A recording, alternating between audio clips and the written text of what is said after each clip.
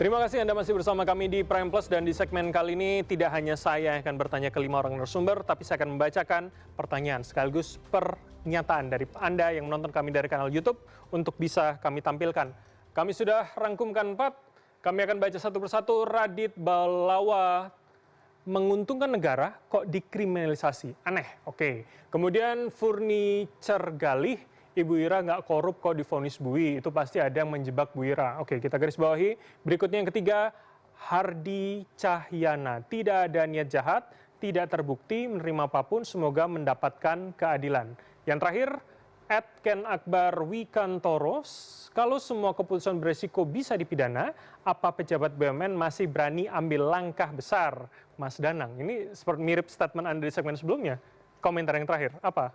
Ya, ini disinsentif ya, orang tidak akan berani. Dan memang kesulitan BUMN itu mengapa tidak kompetitif, karena memang banyak yang mengawasinya. Tetapi saya kira pesan penting saya yang mau saya sampaikan adalah kita harus mengembalikan kredibilitas penegakan hukum. Nggak bisa lagi dengan kasus-kasus seperti ini terjadi lagi. Menurut saya emang Bang Praswatnya harus kembali ke KPK, KPK harus kembali ke undang-undang yang lama sebelum direvisi tahun 2019. Marwahnya harus dikembalikan. Punya independensi, dan penyidik terbaik harus dikembalikan, yang diusir-usir ini sama pemimpin yang lama. Oke. Mas Aristo, apa yang bisa Anda baca sebetulnya dari komentar, 4 komentar ini dulu? Ya tadi, jadi pukat harimau itu kemudian membuat chilling effect tadi. Ini kan yang tergambar dari komentar-komentar ini ya. Memang betul ada kesalahan, tapi kan setiap resiko, setiap keputusan bisnis besar itu ya ada resiko kesalahannya juga, ya. Itu pertama.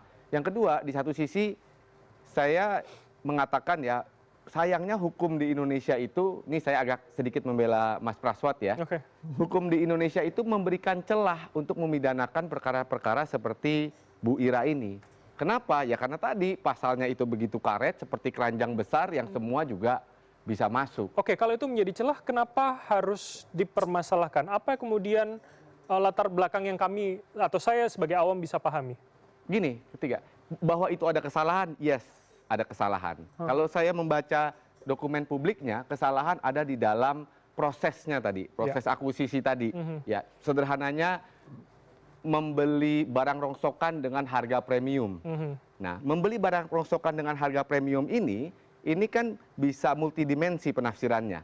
Apakah memang dia betul-betul nggak tahu itu barang rongsokan? Nah itu kan kira-kira argumentasinya Pak Susilo gitu ya, bahwa ini barang rongsokan tapi saya masih bisa perbaikilah supaya nggak jadi rongsokan. Tapi argumentasi kedua yang Mas Prasad katakan kan sederhananya, masa lu nggak tahu ini rongsokan? Ini udah jelas kok rongsokan, udah terlalu mahal. Nah, ada kesalahan memang di situ, tapi penafsiran mana yang mestinya berlaku? Nah penafsiran Mas Praswat tadi memang bisa masuk kategori pasal 2 dan pasal 3 tadi. Bisa masuk kesalahan tadi cukup untuk memenjarakan seseorang, untuk memidanakan seseorang, untuk mengatakan seseorang itu sebagai koruptor. Itu konteksnya ya. Betul, kemudian kalau kita lihat komparasi, memang tadi Mas Prasad juga sudah mengatakan ya, memang di Indonesia ini adalah yang paling agresif. Ya. Hukum tindak pidana korupsinya adalah yang paling agresif.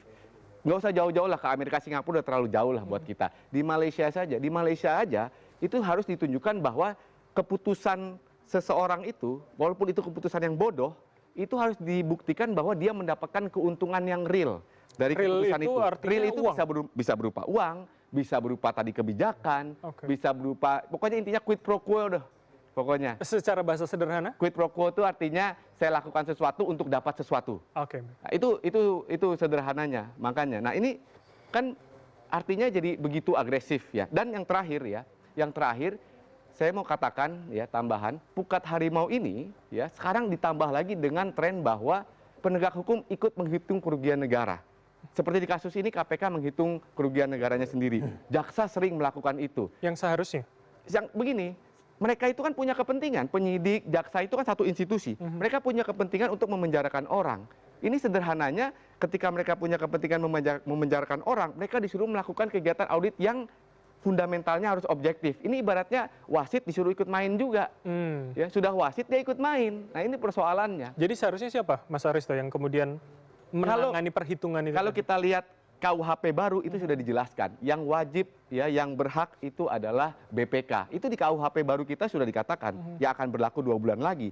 Tapi mungkin memang celah itu dibuka oleh Mahkamah Konstitusi. Mahkamah Konstitusi mengatakan bahwa bolehlah penegak hukum menghitung keuangan sendiri. Lalu kemudian habis dihitung prakteknya dia undanglah BPKP untuk menstempel hitungan itu. Itu kan yang suka terjadi. Itu juga terjadi di misalnya di perkaranya Tom Lembong yang ketika metode perhitungannya itu sangat diragukan. Oh, jadi menurut Anda itu stempel saja begitu ya? Perhitungannya akan tetap? Ada kecenderungan begitu, ada kecenderungan begitu. Karena begini, kan nggak fair lah kalau misalnya jaksa dan KPK, bisa jaksa dalam KPK, yang KPI pekerjaannya adalah berapa banyak orang yang bisa lo penjarakan. Artinya dakwaan yang terbukti. Dia disuruh ikut menghitung juga. Artinya prinsip fundamental menghitung suatu audit itu kan objektivitas. Dia datang, mainnya saja sudah tidak objektif. Artinya peluang untuk bias saja itu sangat mungkin terjadi. Nah, cukup peluang untuk bias itu harus dicegah. Cukup tidak perlu sampai bias itu harus terjadi baru dicegah. Oke, jadi penghitungan pun itu bisa diragukan sebetulnya dengan logika Anda tadi ya, Mas Aristo? Persoalan, itu Baik. persoalan. Oke, Mas Praswat, tanggapan Anda. Benarkah kemudian itu KPI yang sebetulnya memberatkankah bagi tambahan pekerjaan bagi penegak hukum, atau kemudian itu juga mengkhawatirkan menjadi bias kemudian seperti logika Mas Aristo? Bukan KPI-nya yang berat, tapi memberantas korupsi itu memang berat. Satu, yang kedua, saya pikir dari sini ya. Jadi saya lihat ada salah satu kelemahan KPK, yaitu memang KPK nggak cantik bermain di media sosial dan lain-lainnya. Jadi dia memang fokus. Bahkan kami dulu waktu jadi penyidik itu betul-betul kayak orang dipingit, Pak. Berteman tidak boleh, ngobrol tidak boleh, diskusi sama teman-teman wartawan nggak boleh dan lain-lain. Jadi memang akhirnya ini juga yang menjadi kritikan Mas Danang. Akhirnya dukungan publik itu sangat jadi penting untuk KPK. Dan ini yang kadang-kadang memang harus ditekankan lagi kepada teman-teman KPK, karena saya sekarang sudah bukan KPK lagi. Jadi memang harus seperti ini aja kan, semuanya hampir, bahkan tadi nggak sampai 11% ya dukungan publik itu ya, 6-7% saja gitu loh. Jadi 90% itu publik tidak percaya kepada KPK, dan ini harus diperbaiki. Meskipun secara konstruktif saya bisa 7 hari 7 malam menjelaskan konstruksi dan filosofis serta pasal-pasalnya. Ada logika yang masuk di situ menurut Anda ya? Saya secara fasih akan menjelaskan apa itu business judgment rule dari prinsip 1 sampai prinsip 4, bagaimana kemudian mens rea, well and weapon dan lain-lain. Itu bisa terbukti. Tapi juga yang harus yang unsur yang juga paling penting juga dukungan publik kepada KPK. Dan itu saya sepakati bahwa KPK harus mendapatkan dukungan publik yang cukup, dan seperti Mas Danang, kata Mas Danang, KPK harus berubah dan ya undang-undangnya harus dikembalikan ke awal gitu. Oke, itu kalau catatan Mas Danang. Kalau catatan Anda, apa yang kemudian itu berubah dan kemudian harus publik lebih percaya lagi hari ini, sama seperti bagaimana publik di masa lalu percaya pada KPK?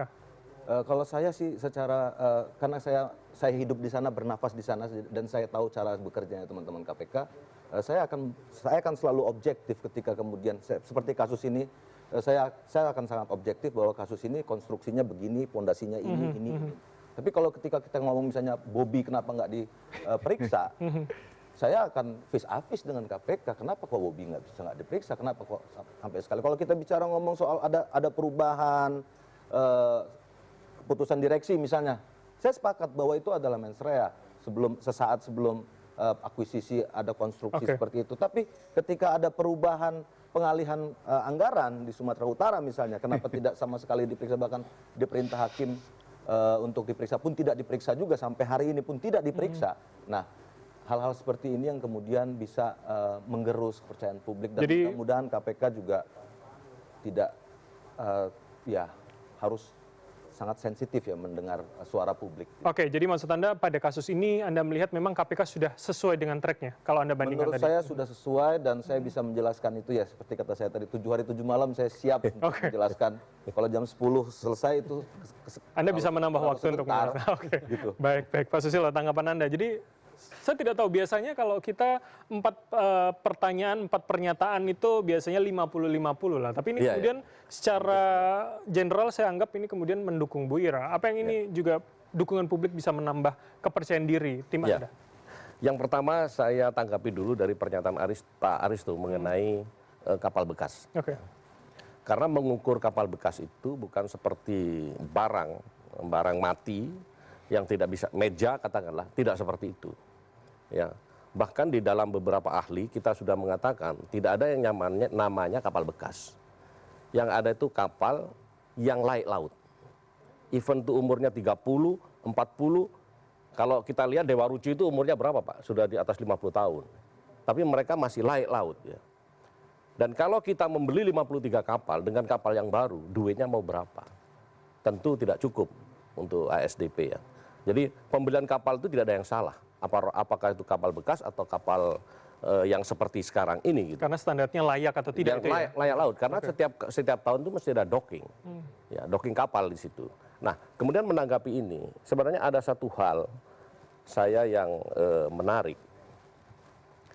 Kalau APH ini bekerjanya legalistik, ya, hanya membaca pasal 2, ada perbuatan melawan hukum, ada kerugian negara, ada yang diperkaya, kemudian pasal 3 ada penyalahgunaan kewenangan, kemudian ada yang diperkaya, selesai sudah Republik ini.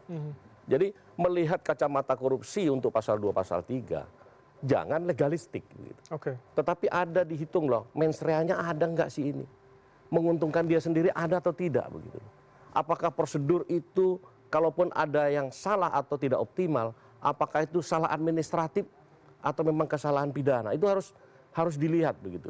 Kalau terlalu legalistik, positivistik ya seperti ini hasil. Oke, itu seperti katakan Begitu Mas masuk, Danang bahwa pendekatan hukum itu tidak tepat kemudian. Iya, kira-kira memperkaya orang lain, pahit dikorupsi. Oke. Nah, susah kalau seperti ini. Ini efeknya nanti ke BUMN. Jadi para eksekutif BUMN yang sekarang ini masih memimpin direksi dan komisaris, dengan adanya kejadian ini menjadi ragu-ragu dalam mengambil keputusan. Padahal saya memahami banyak teman-teman itu direksi dan komisaris BUMN itu adalah orang-orang yang cemerlang memang. Salah satu contoh misalkan 3 orang dari ASDP ini cukup cemerlang. Jadi sangat sayang kita ini punya resource yang karena hanya persoalan begini kemudian masuk bui dan membuat efek bagi direksi yang lain untuk takut mengambil keputusan. Hanya persoalan begini, berarti maksud Anda ini juga bukan sesuatu yang besar? Ya bukan sesuatu yang besar. Saya melihat ini katakanlah misalkan kurang optimal. Atau timbul kalau Hakim Pak Sunoto mengatakan ada keraguan-raguan yang mendasar bagi saya. Apakah orang ini mempunyai mens rea atau ada niat jahat yang begitu rupa sehingga ini bisa dimasukkan ke dalam kategori tindak pidana korupsi. Oke, itu kalimat hakim yang kemudian sangat meyakinkan bagi Anda ya? Iya, itu kalau ada keraguan-raguan bagi hakim, maka dia harus melepaskan, itu kan diatur. Ya, di KUHAP juga diatur. Ya. Jadi kalau mereka merasa ragu, tidak yakin terhadap kesalahan terdakwa ini, maka asasnya dia harus membebaskan itu. Oke. Begitu loh. Oke, baik-baik. Saya kembali ke Mas Danang kalau begitu. Jadi artinya gimana kita menjawab ini semua? Artinya mungkin satu sisi kita ingin menyelesaikan banyak PR, bahwa kalau Mas Praswat mengatakan kalau pasal 2 dan 3 dihapus pun akan lebih parah. Tapi kemudian hari ini gebah uyah, pukat harimaunya terlalu bahaya begitu. Iya, sebetulnya gini ya. Jadi kalau mau nakal ini, kalau niatnya memang jahat ya, Bu Ira itu pergi aja ke Singapura. Nggak akan bisa diekstradisi karena sana nggak ada kenal pasal 2 dan 3. Atau ke Papua juga negara lain, nggak akan bisa diekstradisi. Karena ini hanya pasal yang ada di Indonesia. Jadi kalau ekstradisi kan pasalnya harus sama. Sini penyuapan, sana penyuapan baru bisa gitu. Itu yang saya kira catatan pertama. Nah, yang kedua menurut saya problem tadi menyambung Pak Zula tadi, ini legalistik gitu ya. Legalistik jadi kemudian terfokus pada kasus ini gitu. Masyarakat tuh tahu ini yang dipidanakan ini hidupnya bukan tidak bergelimang kemewahan. Sementara di Sumatera Utara jelas sekali ada banyak perkara di sana. Kapan KPK bergerak gitu. Nah, ya KPK menurut saya ke depan dihidupinlah alat sadapnya itu di nasional, jangan daerah aja gitu. Ataupun kalau daerah Sumatera Utara dihidupin gitu kan. Ini kan seperti mati nih alat sadap KPK kalau di nasional sekarang ini. Tanpa membandingkan, tapi menurut Anda dalam kasus ini sebetulnya ini akan menjadi catatan apa sebetulnya dalam penegakan anti korupsi kita? Ini akibatnya fokus ini yang menjadi persoalan ketika kemudian fokusnya kepada legalistik dan penegakan hukum saja. Ini tidak akan memperbaiki persepsi korupsi publik. Indeks persepsi kita tidak akan meningkat gitu ya. Karena yang dilihat bukan ini. Bandingkan tadi dengan Malaysia. Malaysia nggak banyak yang ditangkap dibandingkan kita. Apalagi Singapura nggak banyak yang ditangkap. Bahkan pada awal-awal Singapura nggak banyak yang ditangkap. Tapi mengapa mereka berhasil menaikkan indeks persepsi korupsi? Karena bukan cuma hukum yang menjadi pendekatan gitu kan. Jadi ada instrumen-instrumen lain sebenarnya, misalnya pencegahan pembangunan sistem. Yang ini hari-hari ini tidak menjadi perhatian, malah KPK saya khawatir KPK melupakan pencegahannya, malah sibuk bersaing dengan penegak hukum yang lain gitu kan. Oke, baik. Itu yang membuat tidak akan kita kemana-mana ininya. Oke, tanggapan Anda seperti apa kemudian? Hari ini KPK yang berbeda dengan seperti Anda saat itu? Ya, kalau jawab itu ya pasti berbeda ya, Mas Danang ya. Saya juga susah untuk Dulu merdeka. saya konflik of interest. Oh, iya. Saya konflik of interest kalau menjawab pertanyaan Mas Danang apakah berbeda, tapi saya menarik dengan kalimatnya Pak Susilo tadi bahwa saya sepakat, bahkan diaspora ya kalau nggak salah Bu Ira. Teman-teman direksi BUMN ini sangat-sangat kompeten dan sangat-sangat berkualitas. Satu aja yang buat mereka lemah itu kalau sudah ada telepon tengah malam, Mas Bram. Oke, maksud Anda? Penguasa, ada titipan pesan, hilang semua kecerdasan, kepintaran. Integritas. Kalau kita ngomongin bisnis judgment, mereka lebih paham, jauh lebih paham.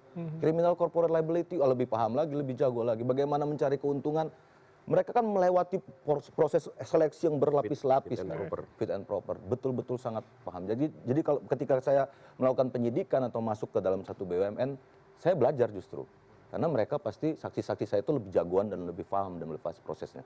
Tapi ketika kemudian kita ngomongin bahwa proses pemenuhan unsur, kenapa kok bisa Anda sepinter ini, kenapa kok ada beberapa kasus misalnya ya dulu di SDM atau di Bansos. Atau apa yang pernah Anda tangani saat itu, apa yang bisa menjadi contoh sebetulnya?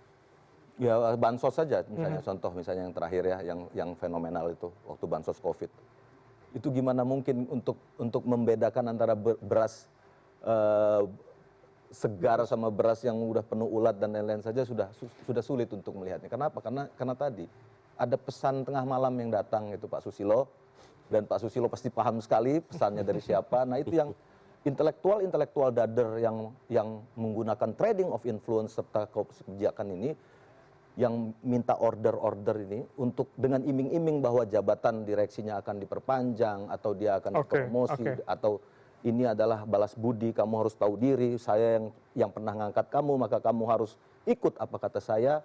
Hal-hal seperti ini yang di Indonesia itu sulit untuk kemudian pasal suap murni seperti yang berlaku di Singapura, Amerika dan lain-lain itu diterapkan di Indonesia. Jadi boro-boro kita berpikir soal pencegahan, tapi ini kemudian hal-hal seperti itu yang akhirnya menghambat. Ya, yang seperti ini kan justru sebenarnya di Indonesia itu sangat halus sekali karena kita budayanya budaya ketimuran. Orang nggak minta uang di depan, tapi nanti imbalannya bukan berbentuk uang, jabatan, promosi dan lain-lain, ataupun itu balas jasa, balas budi dan lain-lain. Nah, kalau bicara itu kan berarti akhirnya habit yang kemudian harus kita permasalahkan, kebiasaan yang kemudian harus dirubah dan masuk dalam kategori pencegahan begitu, Mas? Kalau kita ngomongin pencegahan sistemik dan lain-lain itu sebenarnya satu, saya memang nggak pakar ya pencegahan Pak, karena memang saya lahirnya di penindakan dan di penyidikan.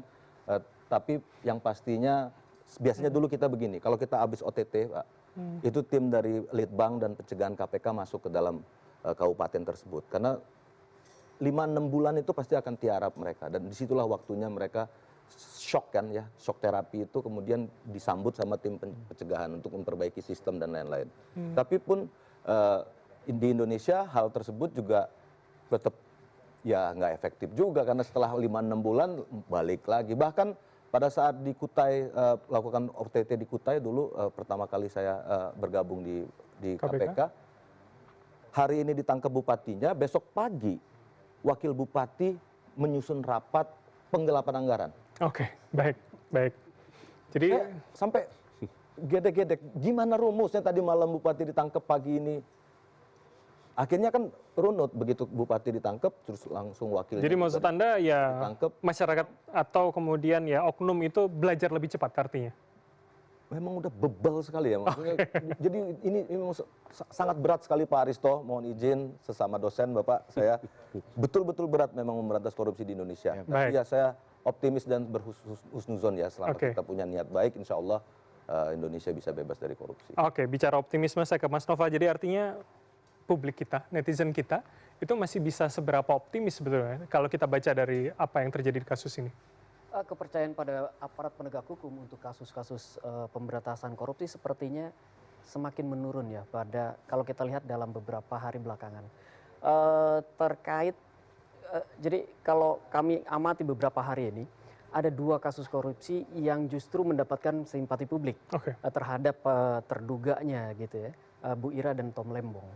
Nah itu juga yang membuat kita jadi bertanya-tanya sebenarnya, itu di media sosial kami bertanya-tanya sebenarnya apa yang membuat simpati publik terhadap kedua orang ini sedemikian besarnya.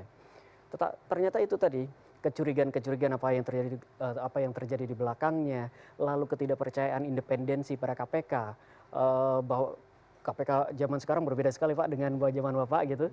Kecurigaan seperti itu. Lalu juga di kejaksaan. Kejaksaan juga kan banyak dicurigai. Jangan-jangan di kejaksaan ada agenda-agenda. Tadi Pak banyak sekali itu sampaikan ada KPI yang harus dipenuhi dan seterusnya. Jadi kalau kami sih melihat di media sosial sepertinya kepercayaan itu semakin menurun. Harapannya tinggi bahwa penegakan korupsi, pemberantasan korupsi di Indonesia itu terus-terusan tinggi, apalagi kita punya daftar korupsi, liga korupsi gitu ya, dengan sekian ribu triliun, tetapi kemudian orang juga tidak melihat ini kemana, nggak jalan. Di media sosial orang bertanya-tanya. Atau kemudian netizen itu sudah mendeklarasikan tuntutannya untuk kemudian bisa mengembalikan kepercayaan tadi? Kalau secara clear saya kira belum ada yang menyampaikan itu. Tapi kalau kita rangkum percakapan mereka, pertanyaan tentang integritas, tentang kepercayaan basis moral. Integritas itu awalnya dari basis moral.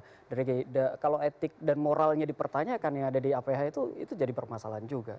Kayak gitu. Jadi balik lagi, integritas, keterbukaan, lalu ya tentu saja transparansi ya keterbukaan, lalu tentu saja update-update terbaru.